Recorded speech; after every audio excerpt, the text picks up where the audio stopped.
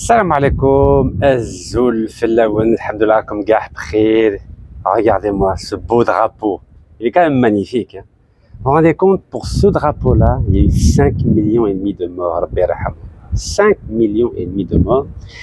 Et récemment, il y a le fils d'un ancien président de la République française qui s'appelle Louis Sarkozy qui a déclaré au journal Le Monde, je répète, si j'étais aux manettes, c'est-à-dire si j'étais au pouvoir, je brûlerais l'ambassade d'Algérie à Paris. Et oui, je suis bien devant l'ambassade d'Algérie à Paris. Et c'est cette ambassade-là que le fils de l'ancien président français Louis Sarkozy a dit que si j'arrivais au pouvoir, je la brûlerais. Est-ce que vous imaginez la gravité de tels propos? Et ce monsieur-là se balade à travers tous les plateaux de télé. Personne ne l'embête. Il est à l'aise. Normal. C'est comme l'ancien juge antiterroriste Marc Trévidic qui a dit qu'il était très heureux s'il y avait un renversement de régime en Algérie. C'est-à-dire s'il y avait un coup d'État en Algérie. Et pareil, personne ne l'embête. Il est libre. C'est extraordinaire. Hein, c'est ce qu'on appelle la liberté d'expression en France. C'est-à-dire que quand il s'agit des musulmans ou des Algériens, alors là, vous pouvez y aller. Hein. Vous pouvez dire, je vais brûler l'ambassade. Vous pouvez dire que je serais heureux s'il y avait un coup d'État. Vous pouvez dire qu'il faut tuer telle ou telle personne. C'est tout à fait normal, tout à fait normal. Et à côté de ça, vous avez vu hier, lors de la vidéo que j'ai publiée devant la prison de Fleury-Mérogis dans le 91, il y a une femme, une Algérienne de la wilaya de Béjaïa qui a été emprisonnée. Je ne sais pas si vous imaginez.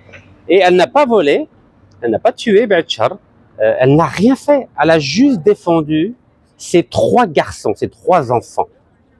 Car il y a une institution en France qui s'appelle l'ASE, Aide sociale à l'enfance, qui défend du tribunal pour enfants de toutes les juridictions françaises, qui a décidé de dire qu'elle n'avait pas le droit de garder ses enfants. C'est quand même incroyable. Et rien que pour cela, parce qu'elle avait milité, c'est une vraie militante, elle s'appelle Hinda, elle a été emprisonnée. Je ne sais pas si vous imaginez. Alors que le fils de Sarkozy, quand il dit qu'il veut brûler l'ambassade d'Algérie, wallo, il lui arrive rien. Et une femme, en plus une Algérienne comme nous, qui défend le droit d'éduquer ses 3 enfants, car il y a des problèmes, on va dire, personnels sur lesquels je ne reviendrai pas, elle a été emprisonnée.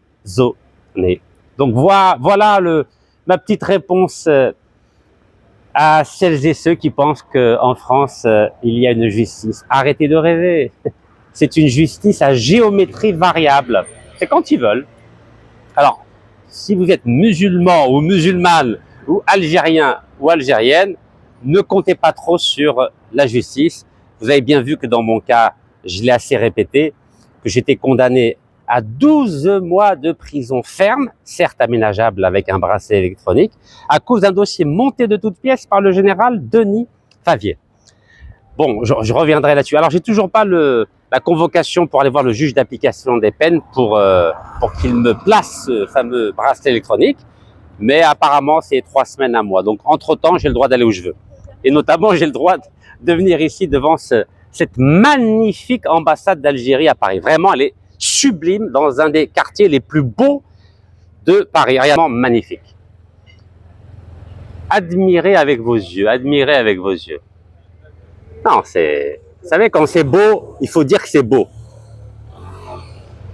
Et vous allez voir. Ahlan. Salam khoya, wash rak? Très bien, et toi? Ouais, je te suis pas mal sur... Eh ben, c'est gentil. Là, je suis en train de préparer une vidéo, ça t'embête pas? Ouais, je trouve ça intéressant en tout cas. C'est gentil, regarde. Parce que tu peux la recommencer de vidéo. Non, mais tu peux parler dedans si tu veux. Non, moi j'aime pas.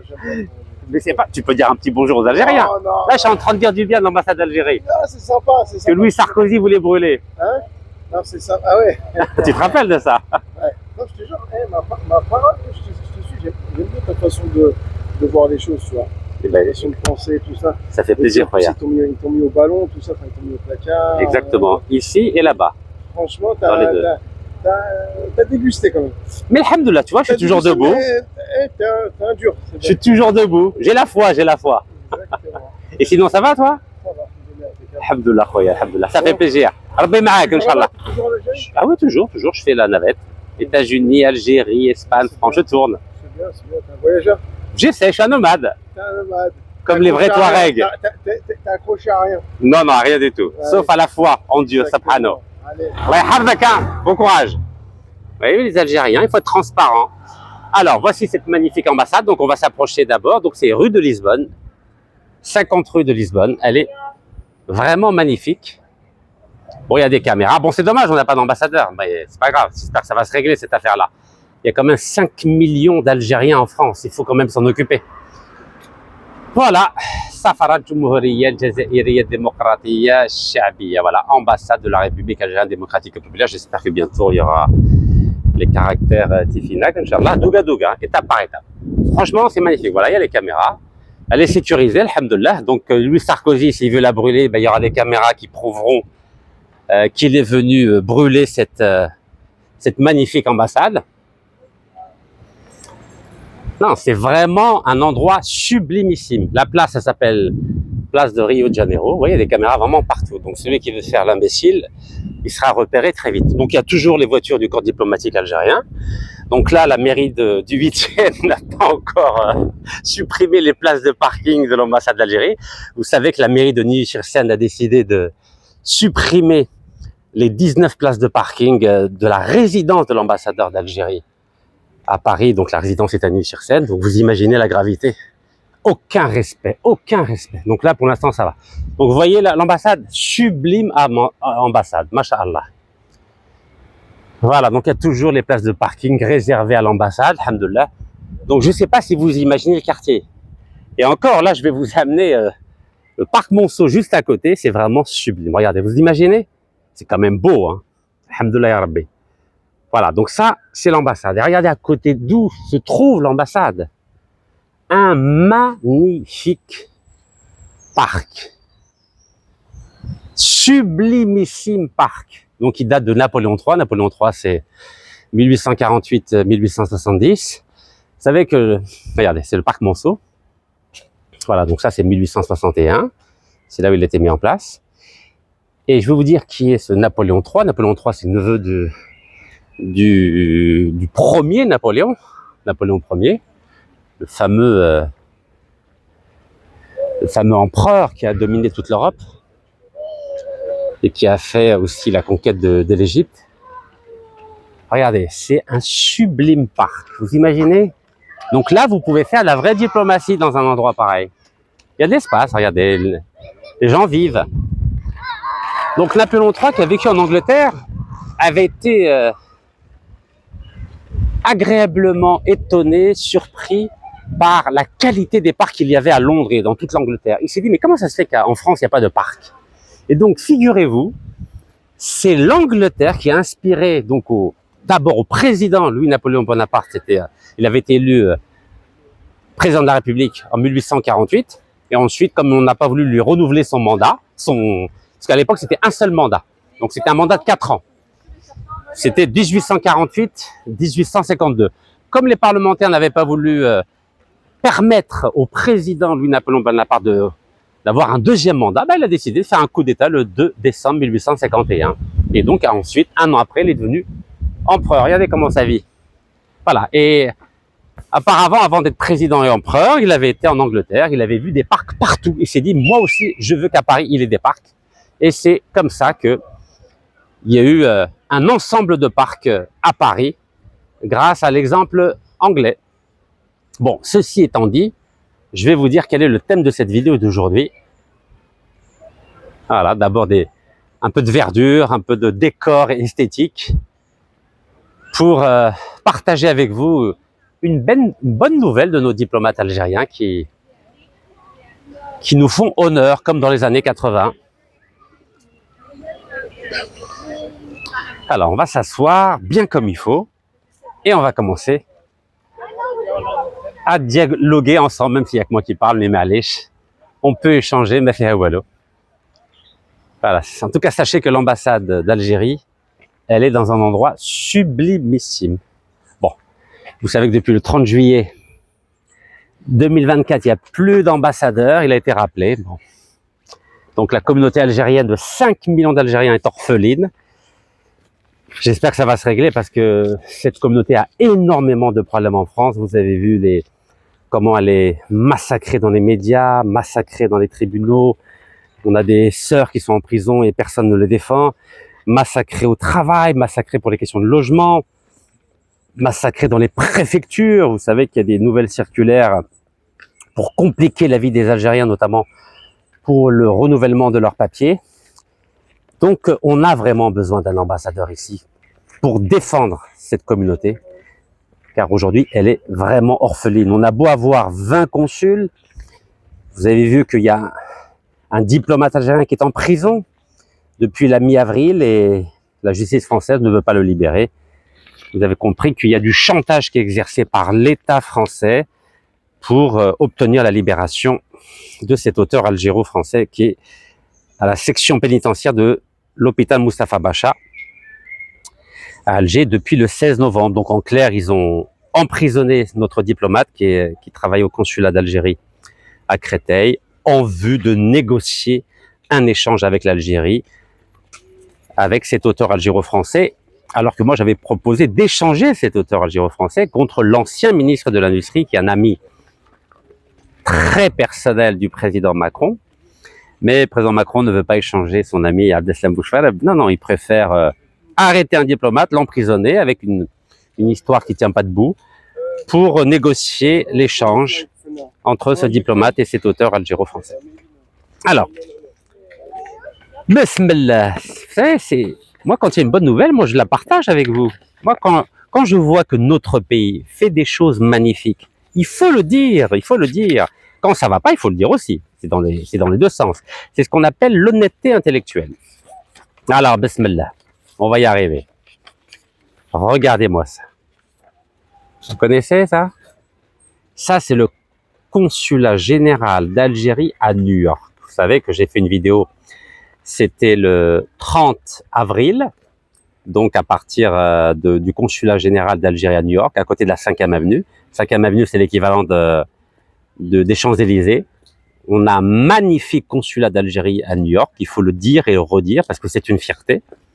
Et surtout, on a un diplomate exceptionnel. Et quand je dis exceptionnel, il faut pas avoir peur des mots. Il est brillant, intelligent, humble et au service de ses concitoyens. J'ai été témoin, j'étais sur place et j'ai vu comment les compatriotes algériens étaient reçus. Alors c'est vrai que j'ai vu sur internet un certain nombre qui se plaignent que le consulat ne répond pas au téléphone et qu'ils sont un peu longs au consulat, mais vous savez, faut être sérieux. Allez voir les préfectures en France. Vous savez, ça fait 5 fois que je vais à la préfecture de Créteil. Je vous défie d'appeler la préfecture de Créteil et de voir si quelqu'un va vous répondre au téléphone. Je vous défie. Personne ne m'a jamais répondu.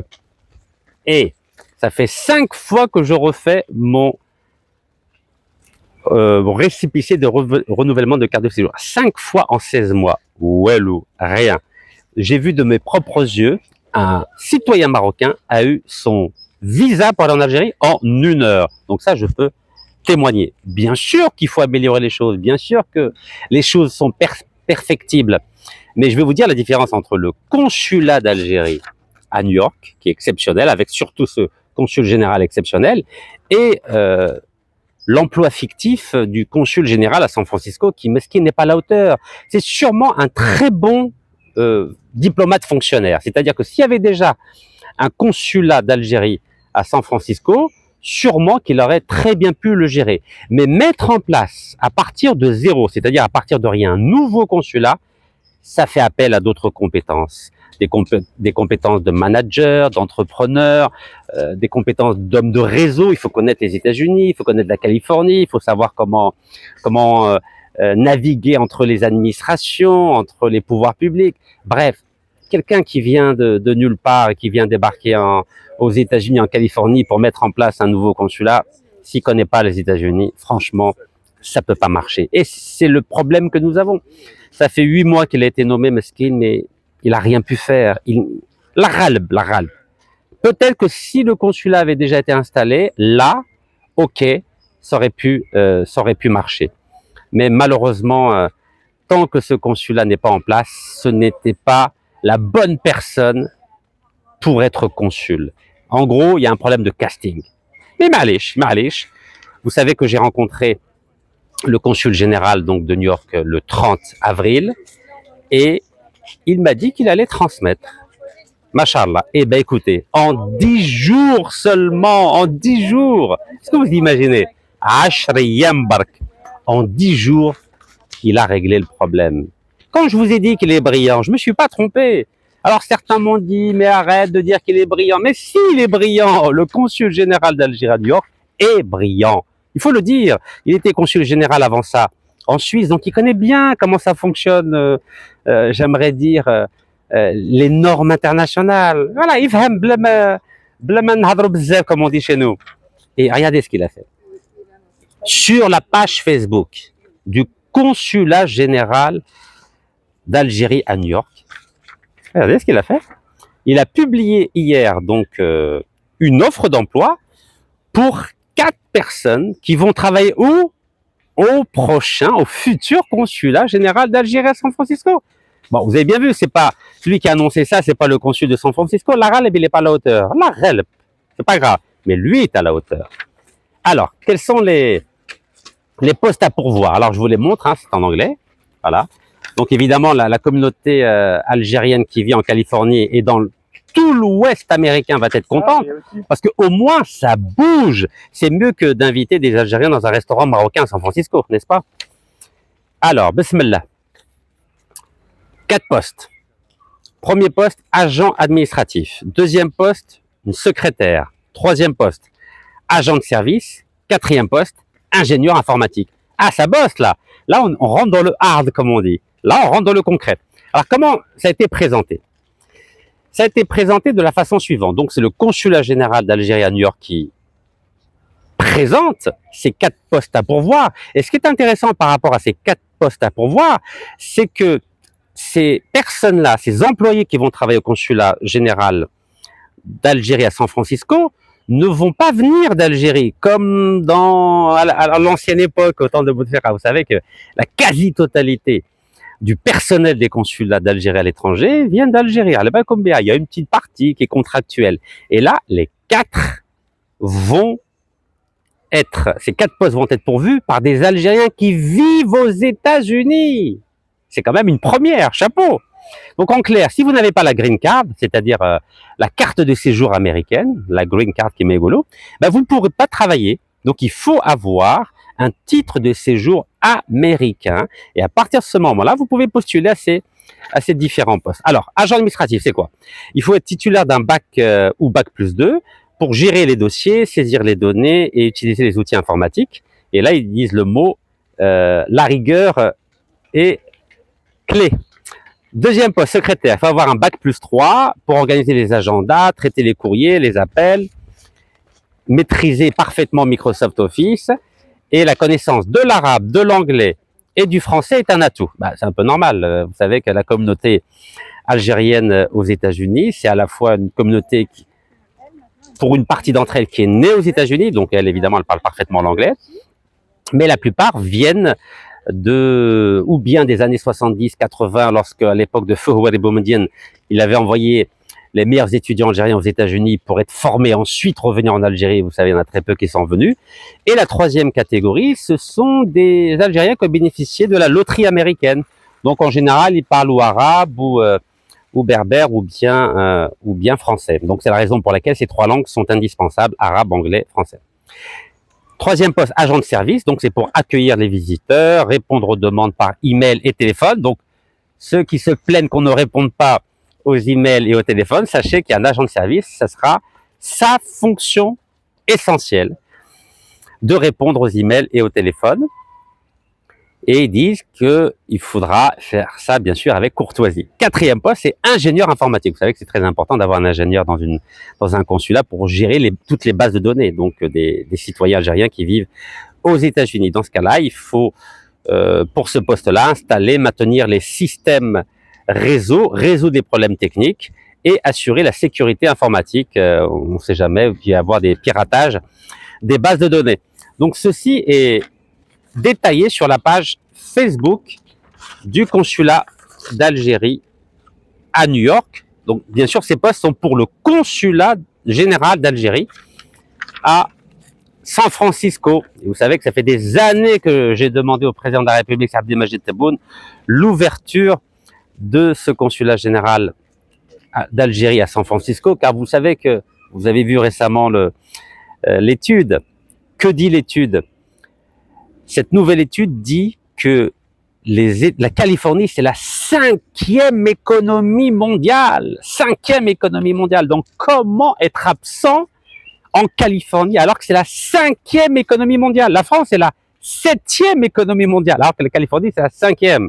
En France, on a 20 consuls à une ambassade, et en Californie, on n'avait rien. Et heureusement qu'au mois de juillet 2024, le président de la République, Abdelmajid Tebboune, a signé un décret pour l'ouverture d'un consulat d'Algérie à San Francisco qui va regrouper la moitié des États-Unis, c'est-à-dire la moitié des résidents algériens qui vivent dans l'Ouest américain. Et en septembre, il avait signé un décret donc concernant ce consul général qui, pour le moment, n'est pas à la hauteur, peut-être dans un deuxième temps. C'est-à-dire que à partir du moment où ce consul général de New York va mettre en place ce consulat de San Francisco, d'ici un an, il n'y a pas de problème pour qu'il soit consul, mais pas maintenant. Il y a un problème de casting, et il faut le dire, il faut le dire. Donc, je suis très content, très content. Et là, il y a des sites internet, par exemple Observe Algérie qui en a parlé. Voilà, donc Observe Algérie, consulat d'Algérie à New York, recrute. Voici les profils recherchés et comment postuler. Donc, ils disent pas le consulat général de San Francisco qui recrute. Ils disent bien le consulat d'Algérie à New York. Mais à vrai dire, c'est pas le consulat de New York qui recrute, c'est le consulat général de San Francisco qui va être le donneur d'ordre.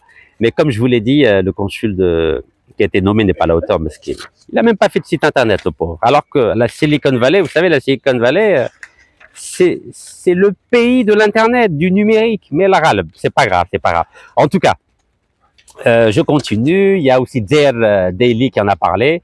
Recrutement consulat d'Algérie à New York, 4 postes à saisir, regardez. Voilà. Non, c'est une vraie fierté. Alors bien sûr, ces sites internet ne disent pas que Rachid Nekaz s'est rendu à New York le 30 avril pour on va dire mettre en lumière les dysfonctionnements du consulat général d'Algérie à San Francisco. Non, ils disent pas que Rachid Nekaz est parti à New York pour pointer du doigt ces dysfonctionnements, qu'il a rencontré le consul général à New York pour dire qu'il fallait absolument faire quelque chose pour la communauté algérienne qui vit dans l'Ouest américain. Ça, évidemment, ils n'en parlent pas, les journalistes algériens. Ça leur fait mal au cœur. Je sais que ça vous fait mal au cœur, mais quand on est professionnel et quand on est honnête, il faut dire les choses. Il faut dire les choses. Vous savez très bien que si le consul général de New York n'avait pas été alerté par nos vidéos, il serait rien passé. Mais encore une fois, quand il y a des choses qui ne vont pas, il faut les dire, mais il faut les dire avec respect. Il faut alerter les pouvoirs publics, que ce soit une ambassade, un ministère, une wilaya, une mairie ou le président de la République. Il faut pas se taire, il faut pas juste se cantonner d'écrire des mots insultants ou d'être fâché. Non, il faut être constructif, il faut faire des propositions. Moi, je vous cache pas que j'ai proposé que ce soit le consul général de New York qui soit le consul général de l'Algérie à San Francisco. En tant que citoyen, j'ai fait cette proposition. Pourquoi? Parce que je connais bien les États-Unis, j'ai mon fils qui est américain et qui, pour faire un passeport, doit aller à New York. Est-ce que vous imaginez? Mais il n'y a pas que mon fils. Tous les Algériens de l'Ouest américain, ils sont obligés de faire 5h30 d'avion pour aller faire une carte d'identité ou un passeport. Mais vous vous rendez compte, 5h30 d'avion. Et vous savez que ça coûte cher, les avions. Aux États-Unis, surtout quand c'est en urgence. Donc, bref, je suis très heureux et très fier du consul général d'Algérie à New York qui a pris en main le dossier de l'ouverture du consulat général d'Algérie à San Francisco, donc en Californie. Donc, il faut le dire, c'est un diplomate brillant et c'est vraiment une fierté Et d'ailleurs, lui-même il m'a dit, je suis pas tout seul comme ça. Il y a toute une nouvelle génération de diplomates qui veulent aider l'Algérie, qui veulent représenter l'Algérie. Et ça fait plaisir. Mais il faut les mettre en avant. C'est pour ça qu'en tant que simple citoyen algérien, je veux aujourd'hui que tous les Algériens qui suivent cette page sachent que nous avons une équipe, non seulement de diplomates, mais d'employés, de fonctionnaires au consulat d'Algérie à New York exceptionnelle. Depuis l'agent de service à l'accueil jusqu'au consul. C'est vraiment des gens, des personnes, des Algériens formidables. Voilà, je peux témoigner en tant qu'Algérien. J'ai eu l'occasion de visiter, comme je vous l'ai dit à plusieurs reprises, ce consulat d'Algérie à New York est vraiment, masha'Allah, masha'Allah, masha'Allah. Voilà, il faut le dire. Vous savez, ça me donne de l'espoir par rapport aux diplomates que nous avions dans les années 80 avec feu Mohamed Siddiq Ben Yahya ou Cherif Glel. C'était du haut calibre, du très haut calibre. Et quand je vois cette nouvelle génération de diplomates à New York, eh ben ça fait plaisir, voilà. كما نقولوا حنا شمت فيه الريحه تاع يا زمان تاع الدبلوماسيه الجزائريه يا زمان. Voilà, il faut les valoriser, et j'espère que le président de la République va entendre ce message, car vous savez, quand on est diplomate, on n'a pas le droit de parler. Voilà, il faut simplement faire preuve de discrétion et de réserve. Moi, je suis un citoyen, donc j'ai le droit de parler. Surtout depuis que j'ai retrouvé tous mes droits le 19 janvier 2025. Donc, j'espère que le président de la République va voir ce message et faire ce qu'il faut avec ce diplomate qui se trouve au consulat général d'Algérie à New York. Il est en train de s'occuper de 2 consulats. Je ne sais pas si vous imaginez, il y a 5000 kilomètres entre New York et San Francisco. 5000 kilomètres. Vous imaginez ou pas? 5000 kilomètres. Et vous avez un diplomate qui gère 2 consulats qui sont éloignés l'un de l'autre de 5000 kilomètres. Donc vous imaginez le boulot que ça doit faire. Bon bref, un peu d'excellence s'il vous plaît. Vous savez, si on ne met pas en avant la valeur de l'excellence, mais notre pays ne va jamais se développer. Et en plus de cela, nos citoyens, régulièrement, ils vont se plaindre en disant oui, on nous écoute pas, on répond pas à nos mails, on répond pas à nos appels. Oui, parce qu'on manque d'excellence.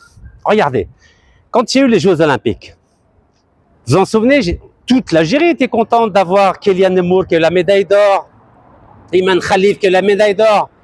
Mais pour avoir la médaille d'or, on ne peut pas l'avoir si on est 2e ou 3e ou 4e ou 5e ou 10e. Il faut être le number 1 pour avoir la médaille d'or. Et l'excellence, c'est être number 1. Il faut être numéro 1.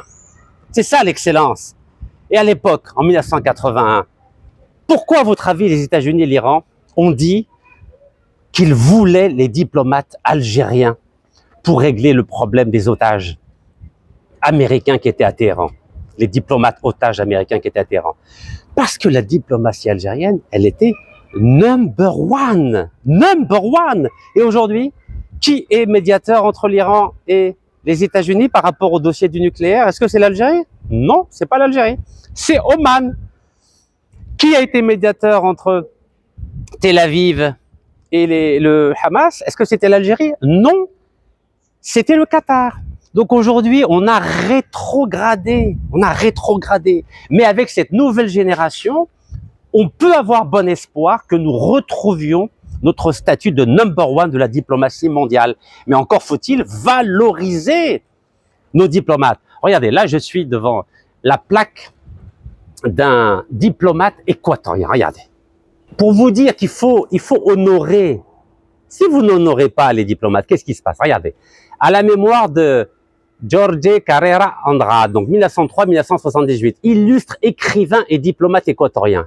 Est-ce que vous connaissez beaucoup de diplomates algériens aujourd'hui qui publient des livres? Bon bref. Ambassadeur de l'Équateur en France, 1964-1966, au centenaire de sa naissance. Et là, c'est la Commission nationale permanente des commémorations civiques République de l'Équateur. Ça veut dire quoi? Ça veut dire que l'Équateur honore ses diplomates. Vous savez ce que ça veut dire, honorer ses diplomates? C'est-à-dire qu'il ne les laisse pas dans l'oubli. Nous aussi, nous devons honorer nos grands diplomates. Bakri Taya Zaman, Sidi Ahmed Ghazali, Sherif Gellal, Mohamed Siddiq Ben Yahya, Mohamed Bejaoui qui est toujours vivant. Ça, c'était des grands diplomates. Et bien sûr, je ne vais pas tous les citer. Mais qui les honore aujourd'hui? Je connais. C'est pour ça qu'aujourd'hui, je n'ai pas envie que l'action du consul général d'Algérie au consulat de New York passe inaperçue. Pourquoi ils n'ont pas cité son nom? Pourquoi dans la presse algérienne, on ne cite pas le nom du consul général? Pourquoi ils ne font pas un historique des demandes d'ouverture d'un consulat d'Algérie à San Francisco? Pourquoi ces journalistes sont tellement minimalistes? Je vous ai dit, on a un problème de compétence de nos journalistes algériens. C'est pas possible, ça. On a l'impression que c'est des fonctionnaires, c'est pas des journalistes. Pourquoi ils travaillent pas leur sujet? Allège, pourquoi?